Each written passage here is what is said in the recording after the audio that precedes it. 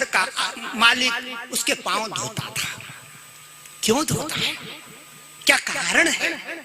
पहली बात तो ये है कि अगर हमारे घर में चोर भी आ गया, डकैत आ गया, बड़ा भयानक आदमी आ गया और आपने उसके पांव धो दिए, सारा चोरी का पना डकैत संत हो जाएगा। बिटिया आपका कुछ नहीं चुराएगा। ये घटना सत्य है कि एक बार देहरादून में तकरीबन 700-800 बरस हो गए, जंगल में एक बुढ़ी माता का घर था। पति देव चले गए, बहुत कुछ छोड़ के गए, सब कुछ था, संतान नहीं थी। एक दिन एक बड़ा भारी सायकाल को डकैत घोड़े में टिक टिक टिक टिक टिक वहां आ गया बुढ़ी माता के द्वार पर। माँ ने बड़े प्रेम से दरवाजा खोला। बहुत दिन हो गए मेहमान नहीं आया, अतिथि नहीं, आज आया है। घोड़े की आवाज आ रही है, कोई आया है। आंखें कम देखती, सत्कार को आगे बढ़ी। माँ को क्या पता ये डकैत है। अंदर ले गई, लोटा दिया, मुंह हाथ धोया, उसके पांव को छिड़का, खटिया में बिठा दिया। बेटा अच्छा किया, बहुत दिन हो गए मेरे हाथों ने रोटी नहीं पाती, बहुत दिन हो गए मैंने किसी को अपने हाथों से भोजन नहीं जिमाया, आज तू आ गया है। बूढ़ी माता अंदर गई, चूल्हा जलाया, लकड़ी फूकी, रोटी बना के आटा गूंद के रोटी बनाने लगी। आंखों से आंसू बह रहे हैं, बूढ़ी आंखें। रोटी बना रही थी, इतने में मेहमान को आवाज लगाई, बेटा आजा थाली लेके। डकैत जिसने न जाने कितनी हत्याएं करी है, हाथ पर थाली लेके चूल्हे में बैठा। माँ रोटी सेक रही, अध कचरी, कोई पक्की, साग भी ऐसा ही, ले खा। जिंदगी में पहली बार डकैत को लगा कि मेरी माँ मेरे को भोजन जिमा रही। डकैत ने आधा खाना खाया और रोने लगा। बोले माँ तू जानती है मैं कौन हूं? मैं आज तेरी गर्दन काटने के लिए आया था, मैं डकैत हूं। मैंने न जाने कितनी हत्याएं करी, तेरी गर्दन काट के सारा माल तप्पा अपने घोड़े में लेके जाने वाला था, लेकिन मारने वाला आज खुद मर गया और चरणों में गिर गया। ये किसकी महिमा है? ये पांव धोने की महिमा है, प्रेम की महिमा है। आज युधिष्ठिर ने नारद जी के पांव को धोया, नारद जी गदगद हो गए, आसन पे बिठाया। धर्मराज कहते हैं, हे स्वर्ग के महात्मा, जब मैं छोटा था ना, मेरे पिताजी ने मेरे को कहा था, पांडु राजा ने, कि जब तेरे घर में अन्न होएगा, जब तेरे घर में धन होएगा, जब तेरे घर में समृद्धि होएगी, जब तेरा झंडा झूल रहा होगा, तो अपने पितृपूर्वजों को याद करना, अपने पूर्वजों को याद करना और उनकी याद में अपने आंगन पे भगवत कथा करवाना। अपने कुल देवता नारायण जो क्षीर सागर में बैठा रहता है, उसकी गाथा सुनना।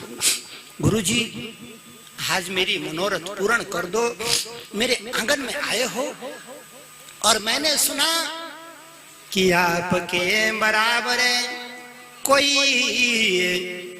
स्वर्ग की गाथा धरती में ना सुनावे। आपने दूध पिया है नारायणी का, आपने भगवान को अपनी आंखों में देखा है। आज ऐसा करो, मेरे पितरों की सदगति के लिए, मेरे पूर्वजों की खुशी के लिए आज मेरे आंगन पे गाथा गा दो, मेरे कुल देवता नारायण की, जो क्षीर सागर में बैठा रहता है, जिसको कहते गोविंद हरे मुरारे वासुदेव, जो घट घट वासी है, सबके हृदय में निवास करता है। अच्छा बुरा, काला गोरा, छोटा बड़ा, सबके हृदय में मेरा नारायण बैठा रहता है। गुरुजी आज लीला सुना दो। नारद जी ने कहा धन भाग जरूर सुनाऊंगा। और नारद जी कथा सुनाने से पहले जब आसन पे बैठे तो एक काम किया नारद जी ने। सारी जनता जनार्दन बैठ गई, सब लोग आकर के जमावाड़ा लग गया है। ये आए पूरब की गोपी, ये आए पश्चिम की गोपी, ये आए उत्तर की गोपी, ये आए दक्षिण की गोपी। चारों दिशाओं से कथा सुनने के लिए देवियों का जमावाड़ा प्रकट किया। गोपी किसको कहते हैं, किसका नाम है गोपी, ध्यान से सुनो। क्या गोपी पहले थी, खत्म हो गई, मर गई, मर खप गई? ना, व्यास जी ने लिखा है पुराणों में, गोपियां कभी मरती नहीं, कभी नहीं मरती है। क्या कहा व्यास जी ने? गृहे गृहे गोप बधू कदम्बाए। घर घर में गोप बधुएं बैठी। आज भी मेरी बहनों सच बताना, आपके अंदर किसका खून है? माता पिता, नाना नानी, सिर्फ इन्हीं का है। दादा दादी का कोई योगदान नहीं। परदादा परदादी, खड़दादा खड़दादी, लकड़दादा लकड़दादी, झकड़दादा झकड़दादी, फकड़, किसी का कोई योगदान नहीं। झूठी बात। आपके अंदर अरबों खरबों कीटाणु हैं, पुरानी पीढ़ियों का अंश आपके अंदर बैठा है। आप चाहें तो आज ही विश्वामित्र ऋषि, भारद्वाज ऋषि, पुराने ऋषियों को अपनी देह में जगा ले। क्यों? वो कीटाणु के रूप में, आपके रूप में आपके पूर्वज कथा कैसे सुन रहे हैं। जो शक्ति आपके अंदर बैठी है ना, इसीलिए इसको कहते हैं पुराण। पुराने लोगों का सते आपके अंदर पुराना खून जोर मार रहा है। पुराणों का आपने कर्जा देना है, इसीलिए तो भागवत कर्जा देने के लिए होता है। कैसे दोगे कर्जा? हाथ में 2 रोटी लेकर के ना। उनका जो आपको अंश मिला है खून के कतरे के रूप में, उनकी जो शक्तियां आपको मिली है मनुष्य रूप की, उनको सुनाओ। और जब हम सुनेंगे भागवत कथा को, तो गुरुजी कहते हैं भागवत में, प्रियंते पितरसत से प्रियंते देवता नीचे। तुम्हारे पूर्वज खुशी मनावेंगे, तुम्हारे देवता प्रसन्न होवेंगे। आपके अंदर जो खून है, कम से कम उसका कर्जा तो चुकाना चाहिए बिटिया। रोटी मत दो, कम से कम सुनने तो आ जाओ। न अन्न की जरूरत, न धन की जरूरत, न रुपए की जरूरत, न कपड़े की जरूरत, न लत्ते की जरूरत। आ तो जाओ। कम से कम जो पितरों का ऋण आपने चुकाना है वो सुन के चुकाओगे। बाकी कोई साधन नहीं आपके पास, कितना भी सोना उड़ेल दो, नई बात बनेगी। बात सुन के बनेगी। नारद ऋषि कहते हैं, धन भाग राजन, आज मैं तेरे को एक गाथा सुनाता हूं पुराणों की।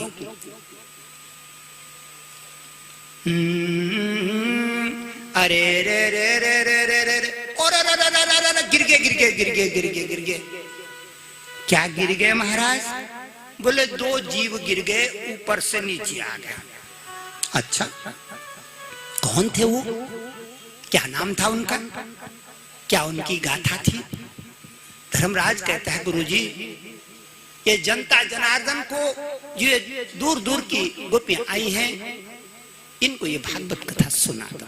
और मैंने कहा, गोपियां गृहे गृहे गोप बधो कदम्बा सर्वे मिलित्वा समवाप्य योगम पुण्यानि नामानि पठन्ति नित्यं गोविंद दामो दर माधवेति।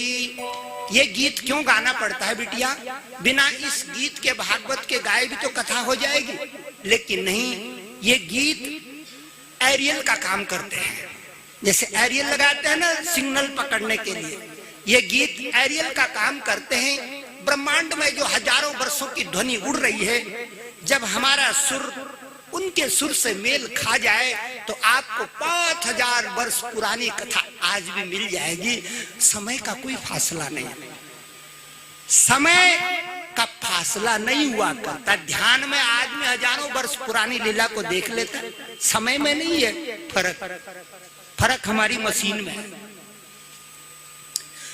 घर घर में गोप बधुए हैं, हमारी बेटी भी गोपी, पत्नी भी गोपी, बहना गोपी, माँ गोपी, नानी गोपी, दादी गोपी, मेरे मित्र का परिवार गोपियों का, मित्र का मित्र, मित्र का मित्र, मित्र का मित्र, मित्र का मित्र, और सारा संसार गोपियों का जमावड़ा।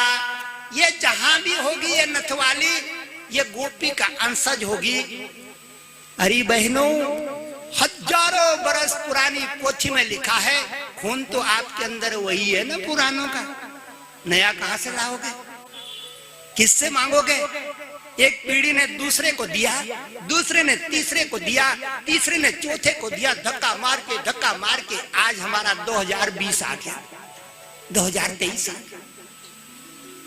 धक्का मारते मारते मारते मारते इस संसार में किसी भी चीज का बीज नष्ट नहीं होता। इस संसार में किसी भी चीज का बीज खत्म नहीं होता बिटिया, कम ज्यादा रूप में मिल जाता है, आज भी मिल जाएगा। आज भी आपको हजारों बरस पुराने महात्माओं का रूप मिल जाएगा, हजारों बरस पुरानी देवियों का स्वरूप मिल जाएगा, हजारों बरस पुराने योगियों का सत्कार मिल जाएगा, ज्ञानी ध्यानियों का रूप मिल जाएगा। ऐसा कुछ नहीं है, मरता यहाँ कुछ भी नहीं, अजर अमर है धरती। कथा सुना रहे हैं नारद ऋषि। नारद का मतलब है जिसके अंदर इतनी शक्ति है, जो बैठा है धरती पर और पहुंचा आकाश। स्वर बढ़ गया क्या? नीचे करिए स्वर को। जो बैठा हुआ है धरती पर और पहुंचा हुआ है आकाश, जो आपको ऊपर की खबर यहाँ सुना दे, उस लोक की खबर इस लोक में सुना दे, उसका नाम नारद।